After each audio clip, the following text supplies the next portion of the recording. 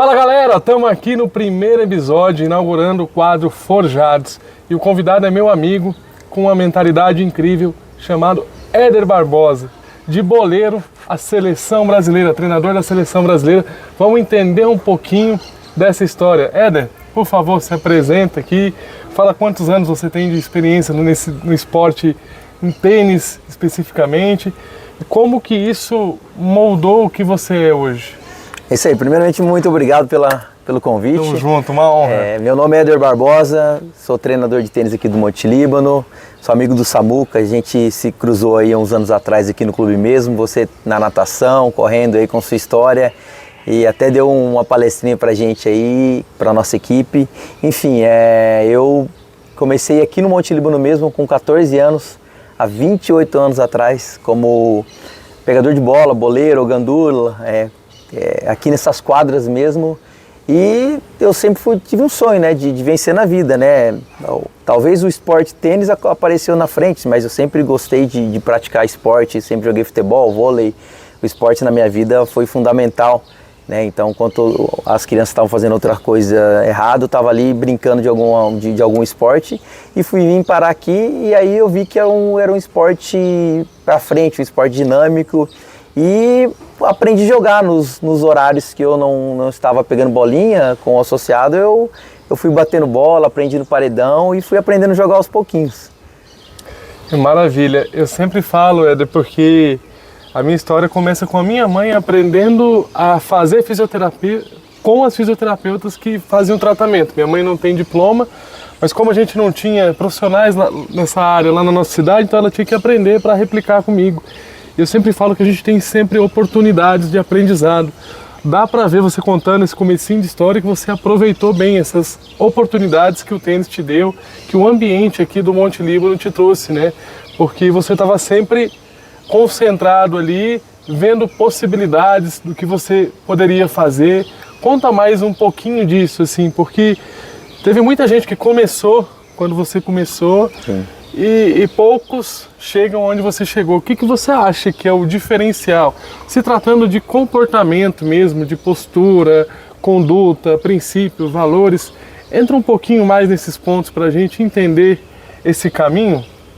Ah, legal. Na verdade, a história é bem longa, né? Mas vamos falar em partes aqui. Eu acho que teve muitas fases distintas, né?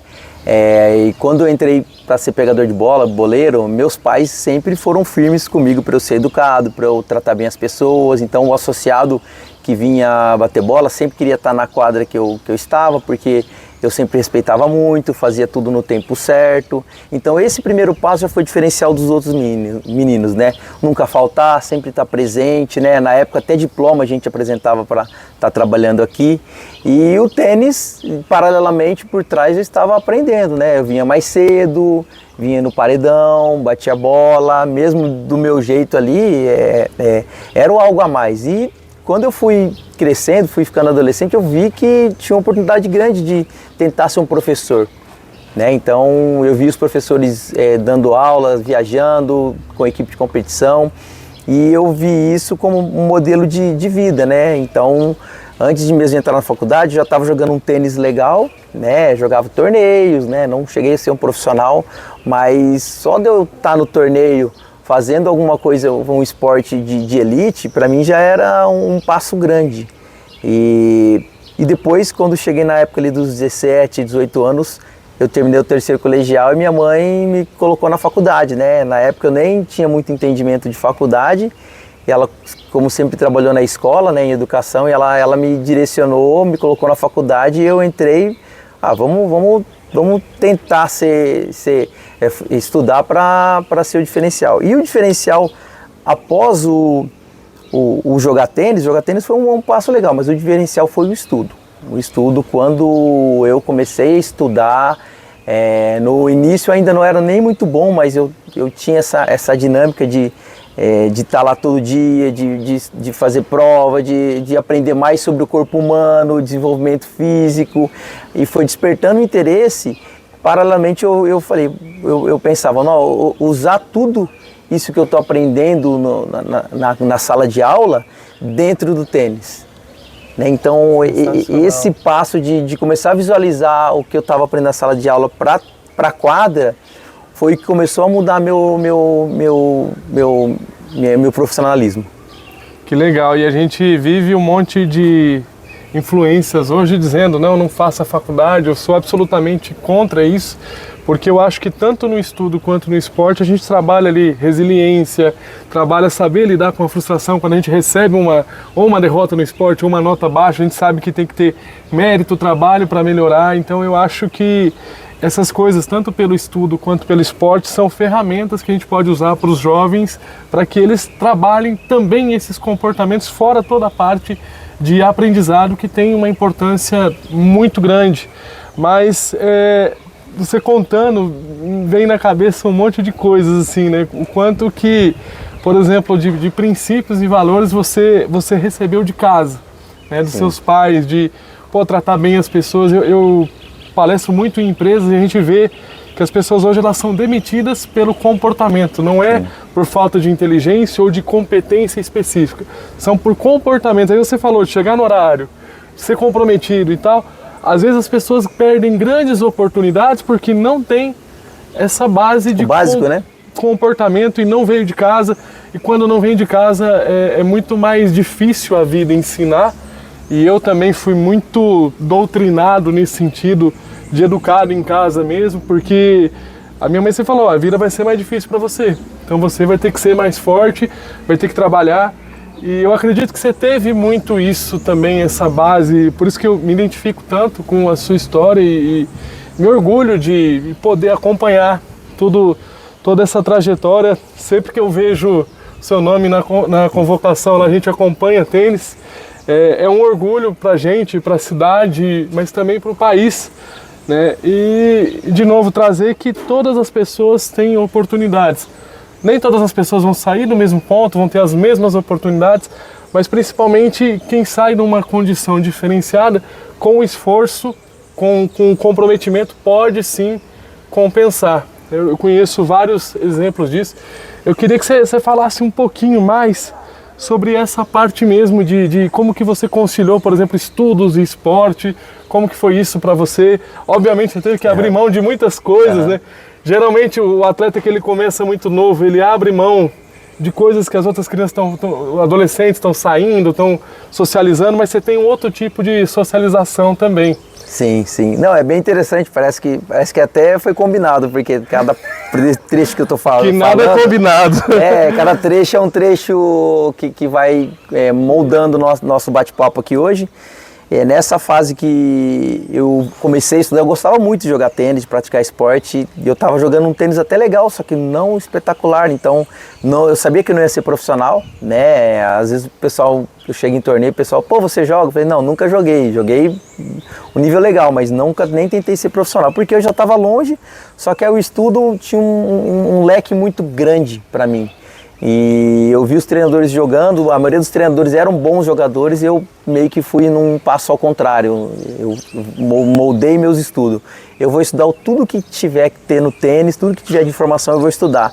E naquela época, né, parece que faz tanto tempo, né, mas não tinha tanta informação, então eu ia comprar um livro de tênis, era caro e tinha poucos, então a internet estava começando a chegar, estava muito lento, tinha poucos estudos, então eu comprava revista de tênis na banca, só eu comprava revista de tênis que tinha na banca, e quando aparecia na faculdade o pessoal para levar livro, eu pegava o cheque da minha mãe e comprava um livro lá 2, 3 vezes, e já me preparando, porque eu pensava, quando eu terminar a faculdade, eu vou chegar com mais forte, com conhecimento diferente para ser um professor diferente, porque eu não joguei, não viajei, não fui profissional, então eu preciso investir no meu conhecimento.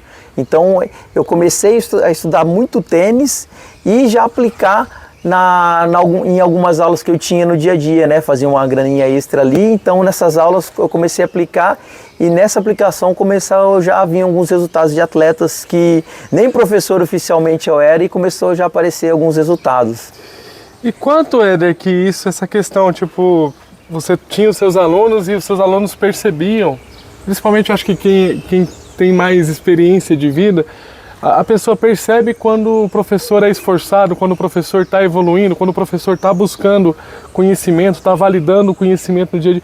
O quanto que isso te abriu portas das pessoas, não, eu vou te apoiar, eu vou continuar com você. Comenta um pouco disso pra gente. A questão, a vontade de vencer, eu acho que foi o fundamental. Então, eu sabia que eu tinha uma oportunidade, que eu poderia ser um professor, que para ser um professor diferenciado eu tinha que saber coisas diferenciadas, e eu já estava no clube, já tinha o público, tenho a estrutura, e eu pensava, por que não tem equipe de competição? Né? Em um clube tão grande, um lugar, por que a gente não pode fazer? Só porque eu não joguei? E quando eu buscava ali um livro de tênis ou algum outro livro aleatório que eu comecei a ter aquele hábito de ler, eu vi que, eu posso fazer tudo que eu quiser. Eu sei que demora para provar. As pessoas às vezes têm um olhar meio assim de desafio ou de não acreditar, de não compreender, só que eu confiava muito em mim mesmo, né? Sempre confiei muito em mim, né? E aí eu comecei a estudar cada vez mais, os resultados apareceram com meus atletas e os atletas viram minha vontade, muito mais minha vontade do que meu conhecimento, né? Só que a cada semana, a cada mês eu vinha com algo a mais para os meus atletas, então minha vontade de ensinar, de vencer, foi mostrando para os meus atletas, para as pessoas ao redor aqui, que eu poderia ser um bom professor. E você conseguia se visualizar sendo um treinador de seleção brasileira antes mesmo de acontecer, ou antes mesmo disso ser uma possibilidade de acontecer? Na questão da seleção, foi um passo posterior, porque eu comecei a dar aula, né? Me formei, comecei a dar as aulas, eles me deram a oportunidade de trabalhar. Então, com a oportunidade, eu já estava mais pronto do que eu esperava, porque eu vim preparado na faculdade. Então, os resultados começaram a aparecer, só que eu vi algo diferente. Falei, eu quero treinar competição. Porque quando tinha alguns torneios no clube, vinha o ônibus de fora, o pessoal de outros estados competir, o treinador ali do lado, dando aquela dura, acompanhando, motivando. Falei, eu quero ser um treinador diferente, e é isso que eu quero. Então eu já estava dando aula, já estava com uma condição financeira legal, porque saí de zelador de quadra para professor já estava ok, só que a fome de vencer é sempre maior. Então esse diferencial de querer formar um competidor que começou a aparecer a questão da seleção. E como que você... Porque eu tenho na minha cabeça, pelo menos eu penso assim em relação a mim, mas eu acredito que você também, a vida hoje pra gente ela é muito melhor do que se apresentava há muitos anos atrás. Pelo menos eu penso assim em relação a mim. Como que você faz para manter essa fome, esse apetite de sempre querer melhorar, sempre querer ir mais, sempre buscando coisas que você ainda não tem?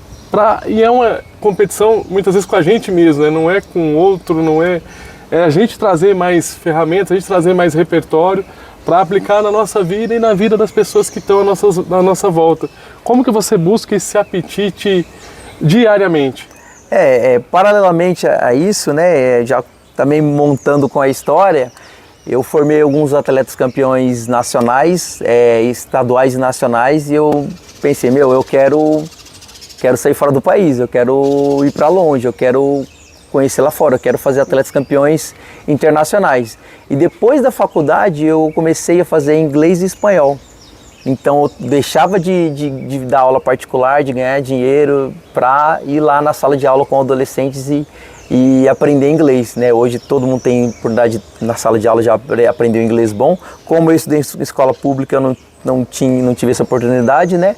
E aí eu quis aprender para aprender a falar, para aprender a conversar, e o espanhol. Então eu me preparei visando lá na frente. Então não adianta eu querer chegar, ir para um torneio, como que eu vou conversar, como que eu vou dialogar? E nesse tempo também fazer cursos internacionais de tênis. Então essa fome sempre visualizando um passo lá na frente. Eu já virei professor, já fiz campeão estadual, já fiz campeão nacional.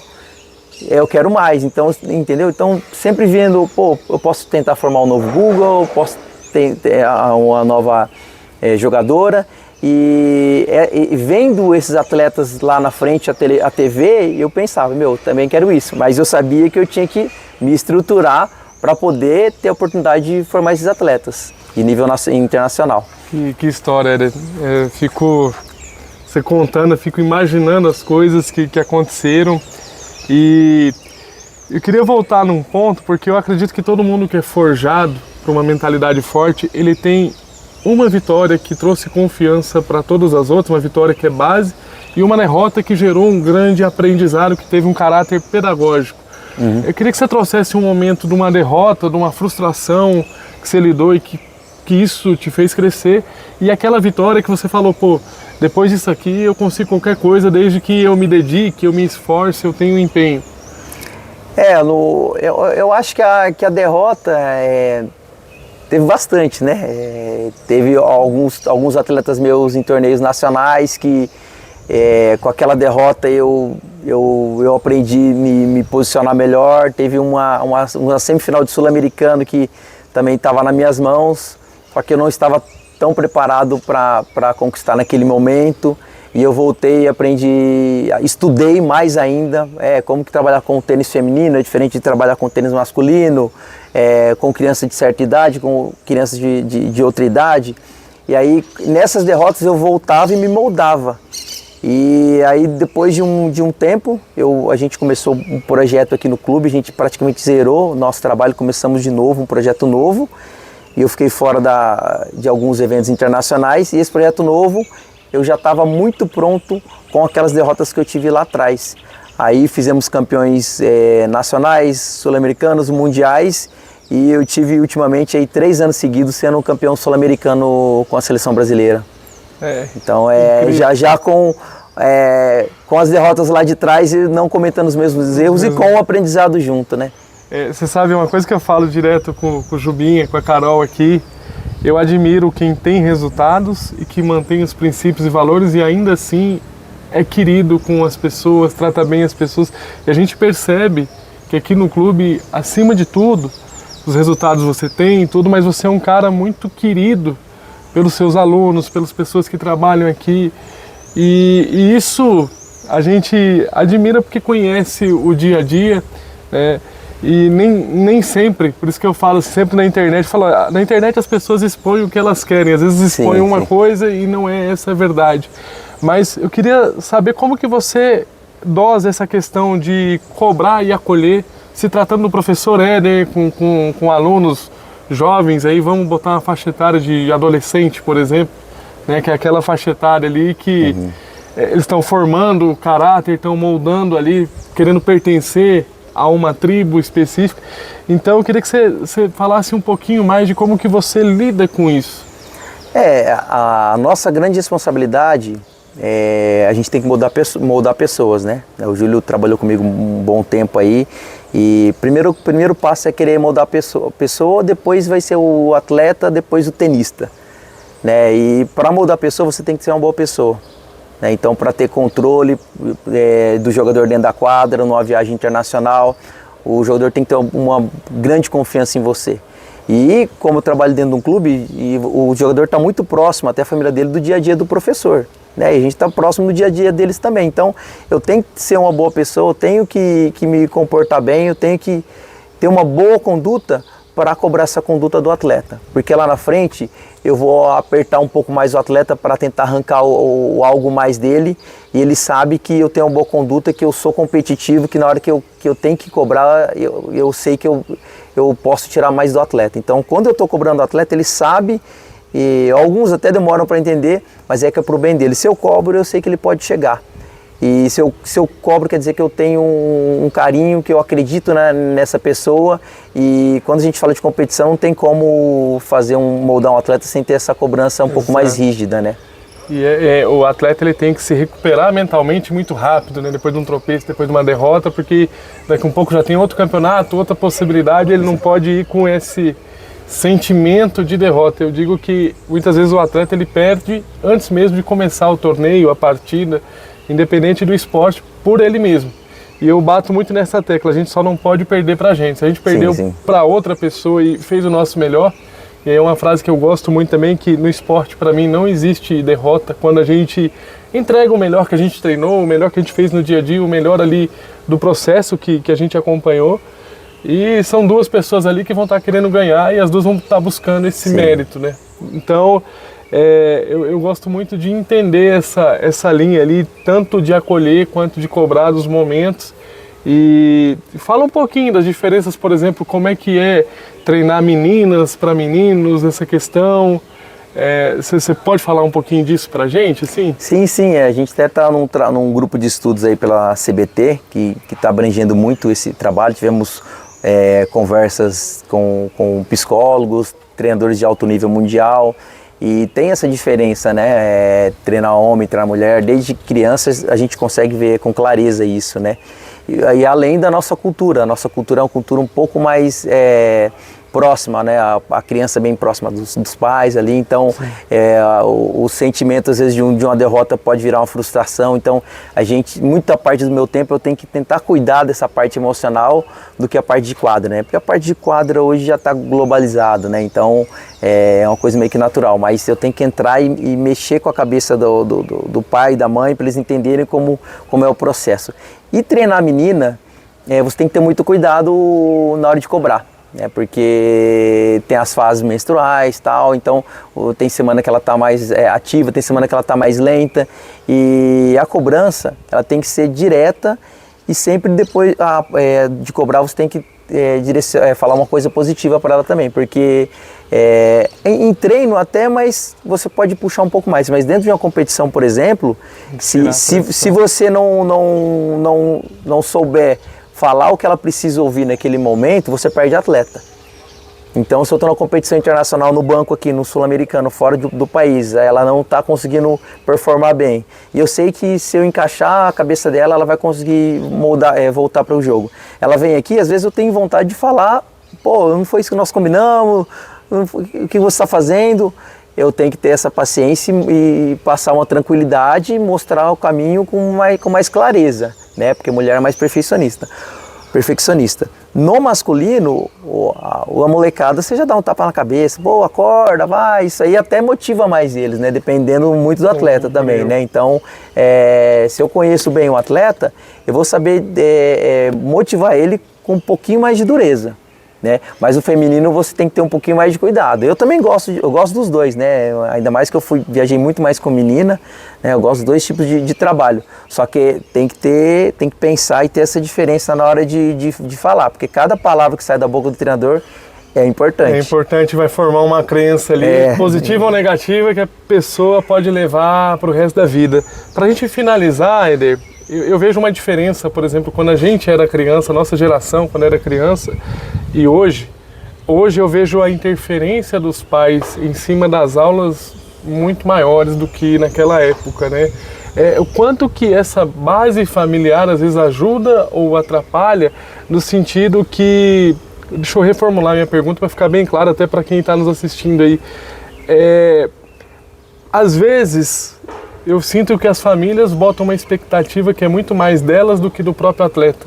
Eu queria que você entrasse um pouquinho ali, porque eu vejo hoje muitos pais que não atingiram ali no esporte o que esperavam, por exemplo, da vida, e tem essa expectativa nos filhos, principalmente quando eles veem que o filho tem um talento natural, alguma inclinação, mas às vezes falta um pouco de noção da realidade, porque quando é nosso filho, a gente tem um aspecto emocional, qualquer chute no gol é um baita chute, qualquer acertada dentro da quadra é um baita acerto, né? Então, como que você faz para dosar a expectativa dos pais, que eu acredito, estando lá de fora e lidando com uma criança hoje, com meu filho de 7 anos, que é mais difícil dosar a expectativa dos pais, muitas vezes, do que do próprio atleta. Como é que você lida com isso? É um trabalho bem complicado, né? O pai hoje ele tem que ser orientado, e muitas vezes ele não é bem orientado. Ou às vezes ele é orientado, porém ele não acredita, porque ele coloca toda a emoção dentro do trabalho, e isso aí acaba frustrando o filho, né? E no meu trabalho é entrar na família, explicar que o trabalho é a longo prazo, porque há muita comparação com outro atleta. E o pai vê um jogador na TV e acha que o filho tem que jogar daquele jeito, porém ele não entende que tem etapas e etapas e etapas. Então o filho às vezes tem a idade cronológica é diferente da biológica, é diferente do outro, cada um tem seu espaço, e muitas vezes o pai tem essa dificuldade e acaba atrapalhando o trabalho do treinador. Então, muitos dos problemas que eu tenho aqui de atletas não é com o atleta, É com o pai que tem a pressa de tentar encurtar o tempo. Pular alguns processos, algumas etapas. E geralmente quando pula, cai. E aí fica muito complicado da gente trabalhar. E como nós temos muita experiência com isso, a gente conhece atletas de 20 anos atrás, né? A Bia, desde pequena, o Monteiro, a gente acompanhou toda essa fase desses jogadores. E quantos jogadores talentosos, bons, que pararam nesse meio tempo porque o pai colocou muita pressão. Né? Então tem criança que demora, que vai começar a jogar com 12, 13, outros com 14, 15, outros mais cedo, mas não quer dizer que esse que teve resultado mais cedo vai ser um tenista profissional. Então o pai, eu acho que uma maior dica para o pai tem que buscar conhecimento. Ler um livro de um Google, ler um livro de um ex-atleta, ver como foi a história. Não adianta ver só um corte na internet de um tenista que é aquilo lá. Cada um tem sua história, então tem que ver, sair um pouquinho da parte emocional e tentar entender o que acontece mesmo. E acima de tudo, eu acho que assim como o treinador, o professor tem que ter presença, acho que os pais têm que ter muita presença para acompanhar esse processo, para entender como é que aquele filho reage sobre frustração, como que ele é motivado. Eu acredito que pessoas de perfis diferentes são motivadas de maneira diferente, então... Eu vejo muito isso também, que às vezes falta uma presença mesmo, um diálogo, uma conversa. Filho, como é que foi? Você deu o seu melhor e tal? Essa conversa olho no olho, que eu vejo que muitos pais cobram dos professores, mas não querem ter com os próprios filhos, né? Ou às vezes tem de maneira errada, porque... Exato, num tom de cobrança, botando a pressão que já é lá em cima, mais pra cima ainda. Na verdade é uma pirâmide, né? Os pais e os treinadores têm que estar alinhados. E o atleta aqui. Quando os pais e os jogadores estão alinhados, se o treinador cobra uma coisa no treino, o pai extra que acontece fora do treino, o pai tem que cobrar fora do treino. Então, às vezes o treinador puxa a orelha e o pai passa a mão na cabeça. Às vezes o pai puxa a orelha e não era aquele momento. Então, tem que ter esse alinhamento, o pai tem que participar junto com o treinador. Quando a linguagem é a mesma, o atleta vai seguir aquela linha de pensamento. Eu tenho uma linha, eu uso isso, meu filho faz esporte recreacional, né? É para se divertir, é para se desenvolver, é para correr, é para estar praticando esporte, que eu acho que uma criança de 7 anos ela tem que se divertir acima de tudo, para pegar realmente o amor pelo esporte. E eu tenho a linha de não intervir na aula. Depois termina a aula, eu falo pro meu filho, aqui você podia tal, mas durante a aula, para mim, a autoridade máxima é o professor e a gente tem que também trazer, esse que é o ponto que eu acho que mais mudou da nossa geração para cá, porque o professor, seja ele na sala de aula, seja ele dentro da quadra, ele era uma autoridade máxima e hoje eu vejo que ele não é tão mais, muito por conta dos pais que acham que às vezes sabem mais do que os professores, justamente por isso, vi um vídeo, eu acompanho, não, mas é diferente. Você tá ali no meio, acompanhar atletas em competições, então eu valido muito disso e trazendo essa presença que foi o que eu tive, né? De profissionais, família e trabalhando tudo num sentido só para o melhor da criança, do adolescente, seja em qualquer etapa. Mas quando tem essa separação, realmente fica até confuso às vezes para o adolescente, para a criança saber, mas meu pai está aqui gritando, o treinador está me aplaudindo, quem que eu vou seguir? Ou o contrário. Sim. Trazendo para a parte prática, né, é uma coisa que aconteceu, que eu comparo muito, não tem como não comparar. Há 10 anos atrás, a criança no treinamento aqui à tarde, fazia alguma coisa errada, dava bolado de alguém, fazia qualquer travessura, a gente tirava do treino e avisava o pai que estava de castigo, né? E não vinha no outro dia, né? Hoje, se eu tirar uma criança do treino, o pai na hora quer saber por quê. E outra, há 10 anos atrás, quando essa criança aprontava alguma coisa, ela vinha, abaixava a cabeça, pedia desculpa e a gente sentia que ele ficava uma semana ali meio chateado, né? Porque fez errado, arrependido. Né? Hoje não, hoje já sai, já liga pro pai, o pai nunca quem está errado é o atleta, né? Criança na verdade, né?